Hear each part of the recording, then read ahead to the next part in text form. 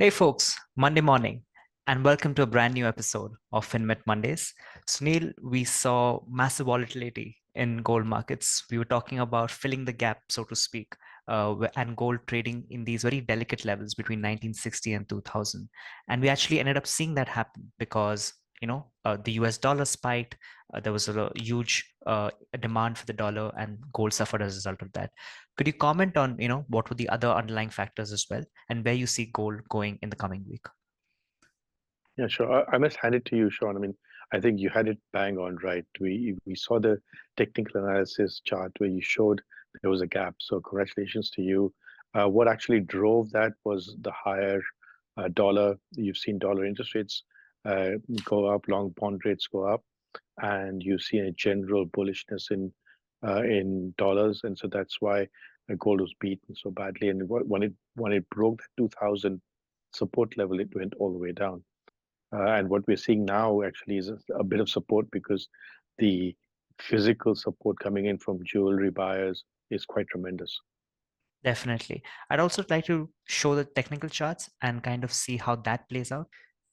So right here, we did see this pullback on Friday, but from a technical perspective, we definitely see that the MACD line, which is this blue line over here, it broke over the zero line, right? We talk about MACD being a momentum indicator, and usually when you see this MACD line go below the zero line, it's accumulation of consecutive bearish momentum that's piling up, and eventually you see that it breaks one critical level, and you're going to see more action to follow. After the 1968, which was the last one, I think now it's come down to 1940. That's the immediate support. The major support level is at this 1980 level.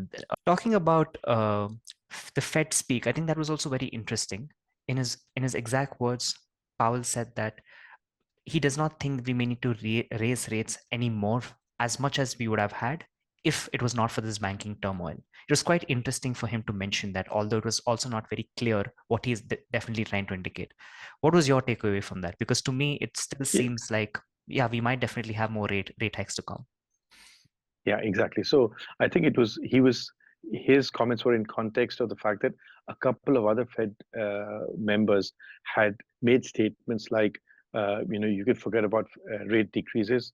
You should be looking at rate increases rather than rate decreases.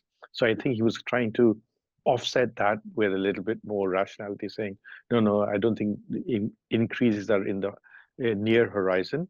But he didn't say anything about decreases. So I think the net effect of the comments last week was that you can't expect a reduction by the end of this year like most people were.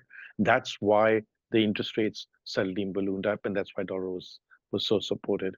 So I think that's where you're seeing a change in mindset, and that's why you're seeing gold weaker because dollar is so much stronger. Definitely. Thanks, Sunil. It's definitely and very unpredictable times, at least as we're heading into June. But we'll regather next Monday as we discuss about more about the markets. But till then, thank you so much and see you then. Goodbye.